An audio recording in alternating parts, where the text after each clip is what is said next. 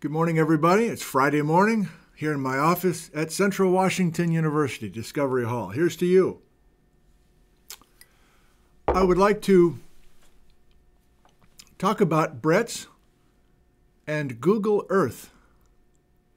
Those two thoughts don't go together. J Harlen Bretz, 100 years ago, doing field work on the ground, on foot, by train, by car.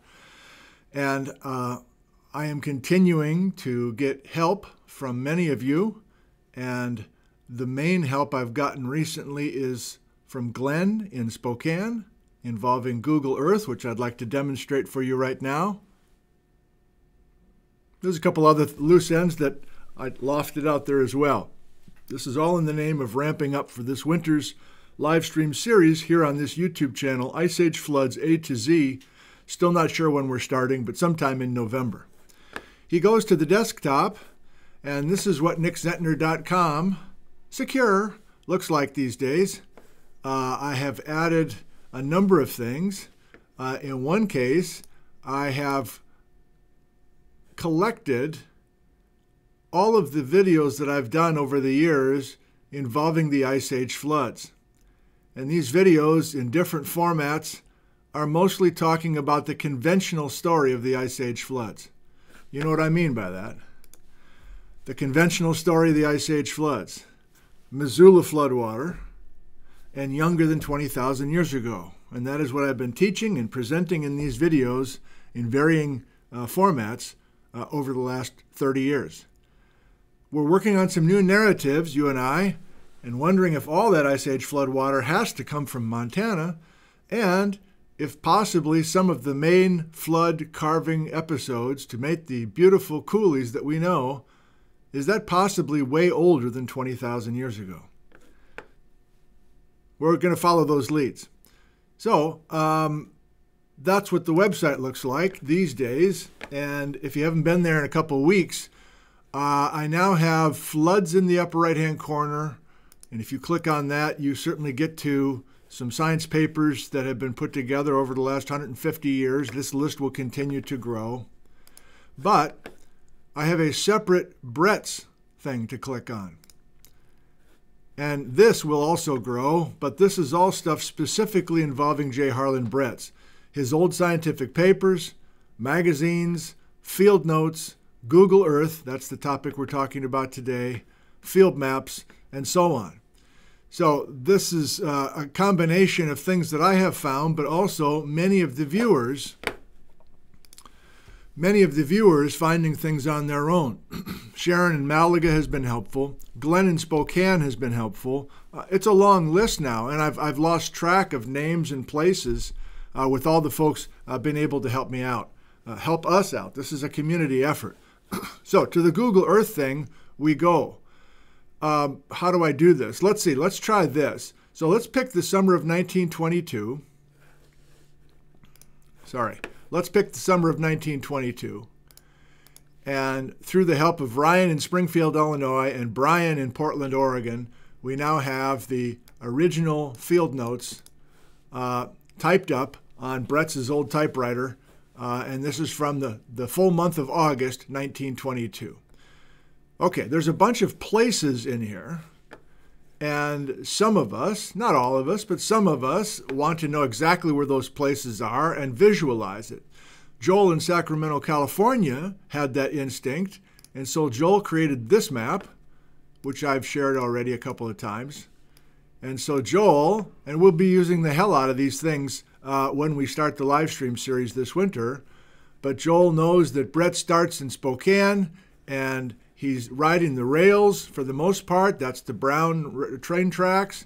The red dashed are when Bretz and his 3 grad students from the University of Chicago are walking and then jumping onto the train at Warden, for instance, after they work their way through Drumheller channels and so on. So you'd think that would be enough. You'd think that would be enough. But, you know, in addition to me lobbing a few things out to some of you, like where did Bretz build his house in Seattle? That's coming, by the way. A bunch of ticky-tacky things. Where are the rails built at certain times? Some of the things that are coming from viewers are completely original thoughts. I mean, Joel's, that was an original thought. It's like, hey, I want to make a map, good-looking map showing the field season of 1922. We've got it. We're going to use it. Glenn in Spokane, retired, has skills, and he uses Google Earth quite a bit. I don't use Google Earth that much. So Glenn has had to coach me up and email me some rather basic step-by-step instructions on how to get operating. But let's go to it. You can see on this Bretz portion of the list, there is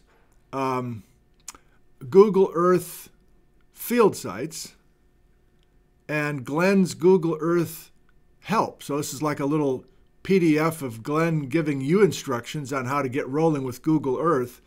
If you click on this, which I'm not going to do, it's taking a KMZ file, humble brag, I don't know what I'm talking about, and loading onto your computer. Again, we'll just leave it to Glenn and his instructions on how to get that rolling. But let's go ahead and go over to Google Earth.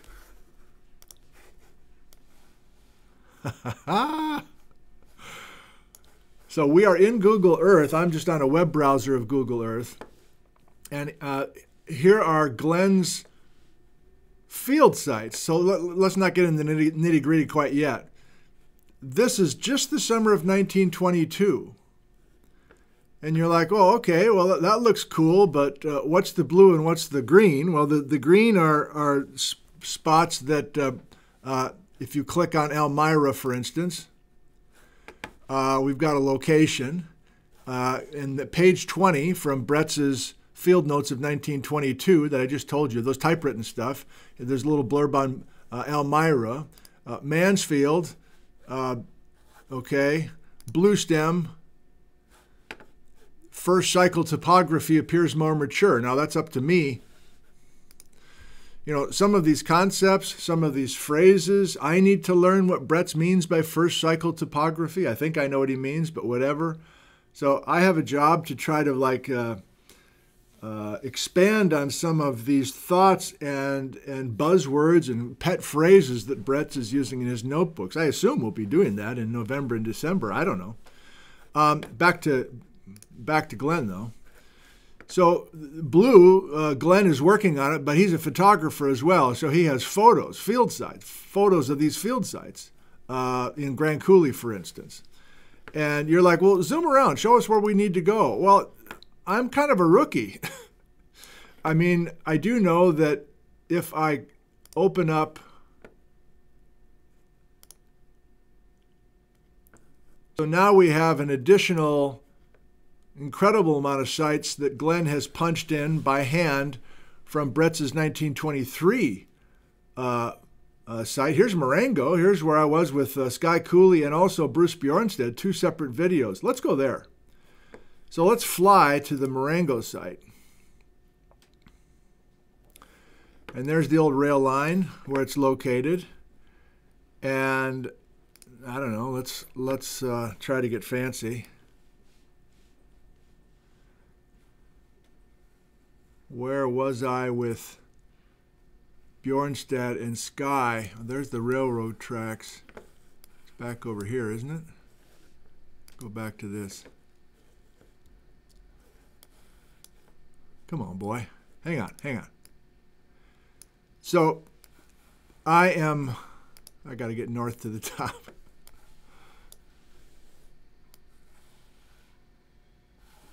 I am lost. That's what I am.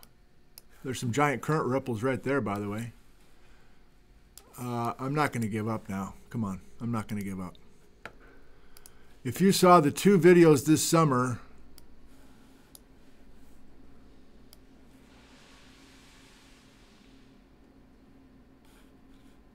where is it? Hang on.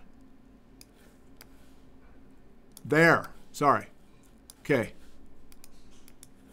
I presume you'll be doing the same kind of messing around. So I'm going to keep this, you know.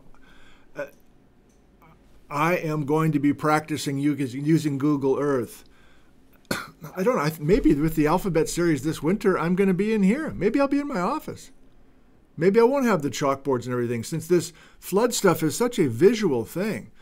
And if I get more and more practiced with Google Earth, then I can take us, so both Bjornstad and Sky on 2 different videos, we parked here at the spot that Glenn pointed out to us. And yeah, page 18 from the 1922 notes are here. Page 47 from the 1923 Bretz notes are here.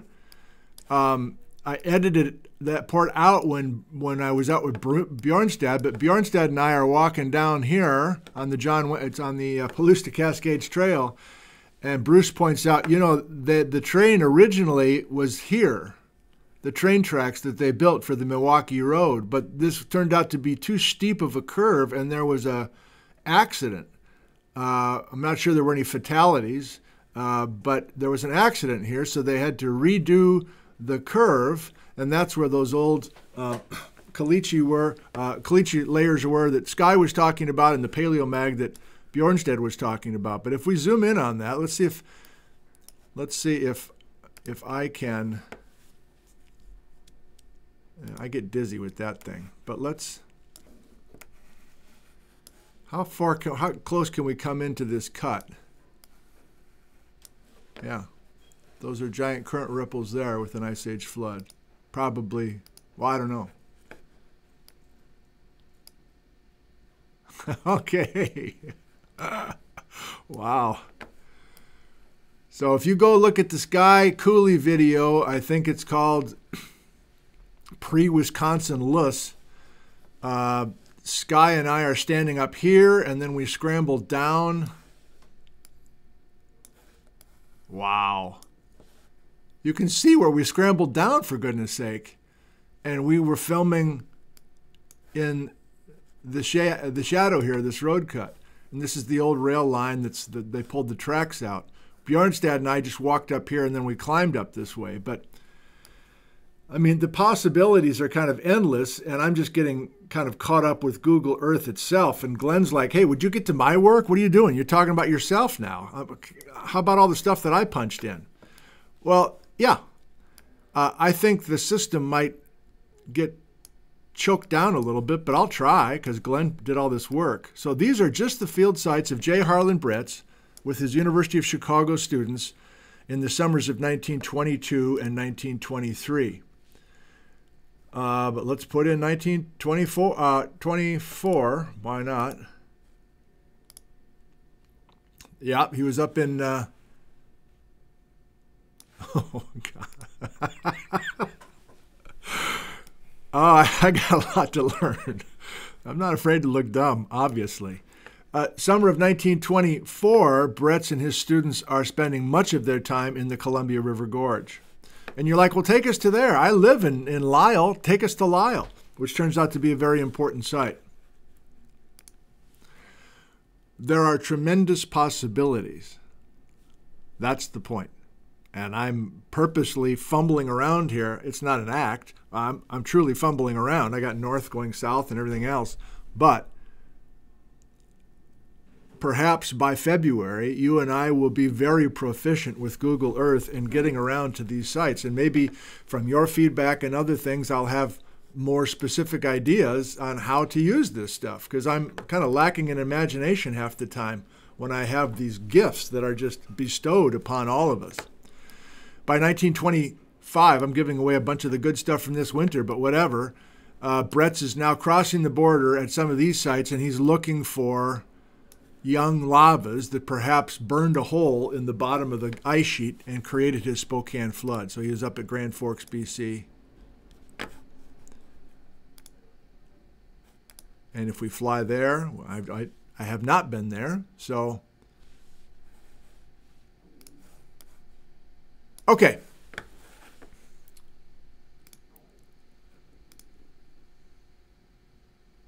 Really fumbling around. I'm doing stuff on Google Earth, but I forgot the camera was on me.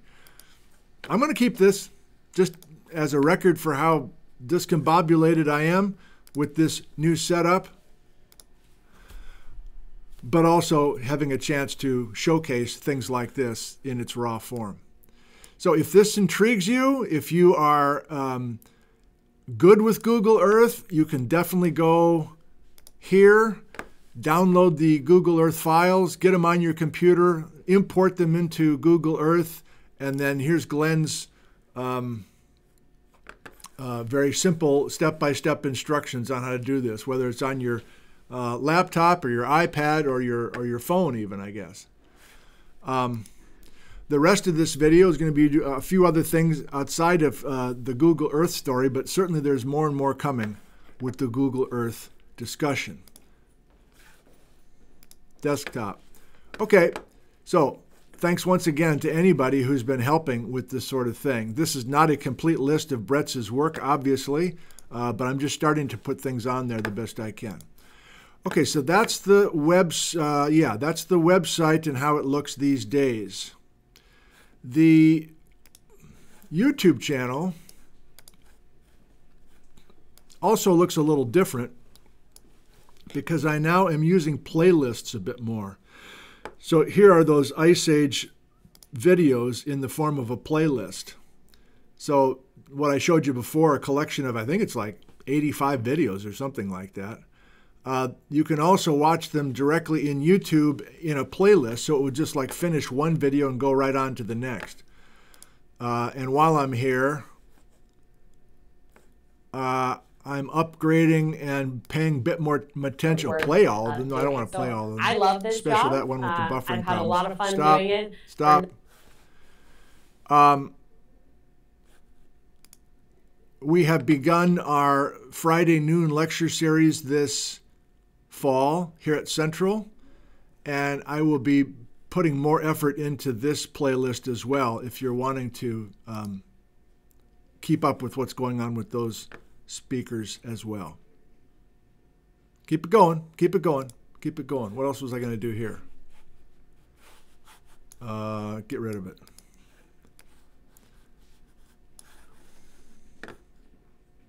Okay.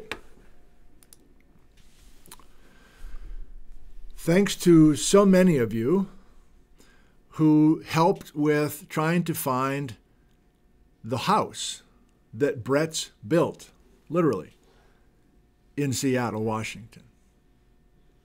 We found it, and by we, I mean about a dozen different emails with different approaches found Bretz's house. Instead of waiting until this winter, let's just do it now.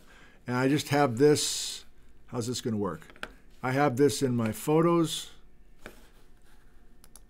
Got to remember to keep an eye on what you're seeing. So this is in my photos library. I just have this. Okay, so you're looking at this. Let me make this full screen. So this Bungalow magazine had a cover, and this is what this house looked like in Seattle that Bretz built during his first and his only year of teaching at the University of Washington. And my ask in one of these videos in the last, I don't know, was it a month ago or 3 weeks ago? I said, hey, can anybody figure out how to find that house? There was no address. Well, again, you guys are incredible. And I'm not going to name names because I've lost track of the names. There's so many people coming in with some help. I hope that doesn't bother you too much.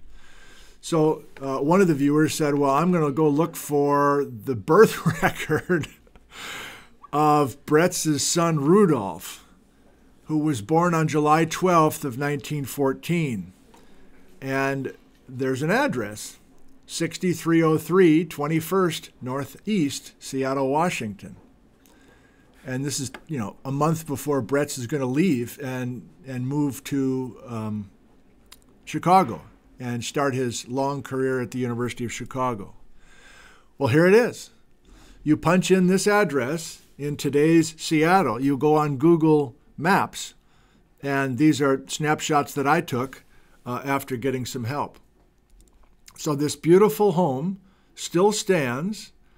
The house that Bretz built and assumed he would spend his whole life living and working in this house in Seattle. Turns out he only lived in it a couple of months, I guess, before he and the baby and his wife, Fanny, moved to Chicago. But thank you for that.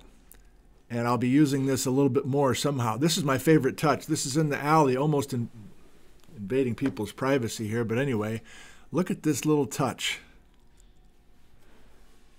Bretz had this done, I guess. I assume it was Bretz. This is the original sighting, perhaps? Got a Mount Rainier thing in here. Other viewers found the house because it's part of a, I forgot to include that. It's part of some sort of walking tour in this neighborhood. And it's literally house number 4 on 63rd is truly called the Bretz house. The house was built for Bretz, who became a geology professor at the University of Washington, although the following year he accepted a faculty position at the University of Chicago. Yeah. Many others of you found where Bretz was living earlier, before he got his PhD, when he was living in Seattle without kids and his wife, and they were renting. And so I think I maybe got 30 different emails in total of folks finding this address, 1014 Sylvester Place. And then people can't find Sylvester Place on maps today. And so then detective work to try to figure out where Sylvester Place used to be. It's kind of in the same neighborhood. And I guess the current address is 1014 East 61st. Again, Bretz is just renting here. He's teaching high school in Seattle. But that house is still with us. So I don't know. I love this kind of thing. I don't know how much I'll use it this winter. I might probably, it's more likely I'll be using this kind of stuff next spring when I give these 3 downtown lectures on Bretz in downtown Ellensburg, which reminds me. So I've announced this before, but I think I'll just continue to announce it in case people are wanting to come and attend 1, 2, or even all 3 of the new downtown geology lectures next spring. And I chose the first weekend of April.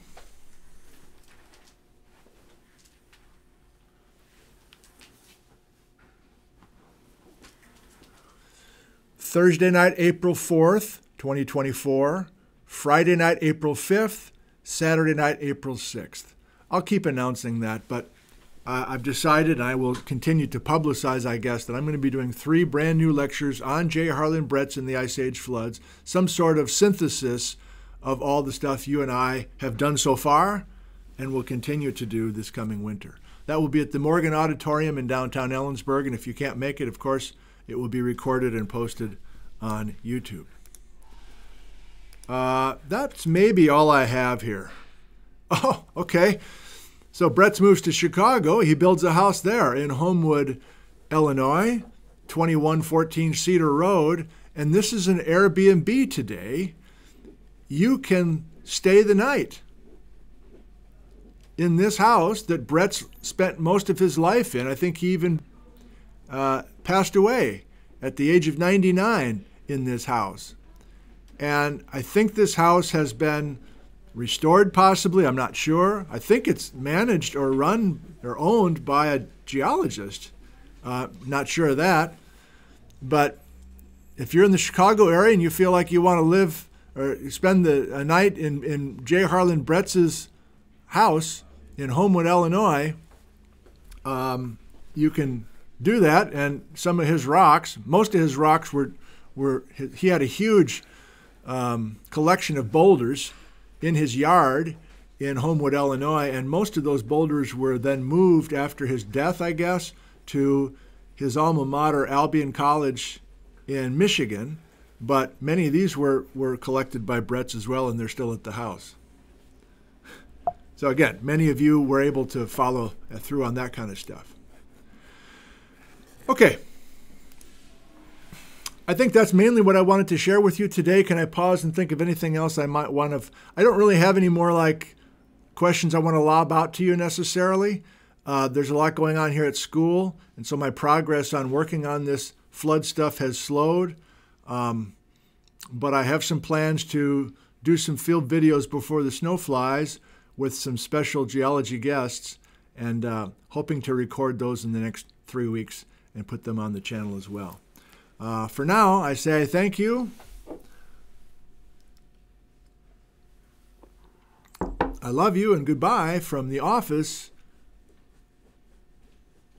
in Discovery Hall's Central Washington University, Ellensburg, Washington, USA.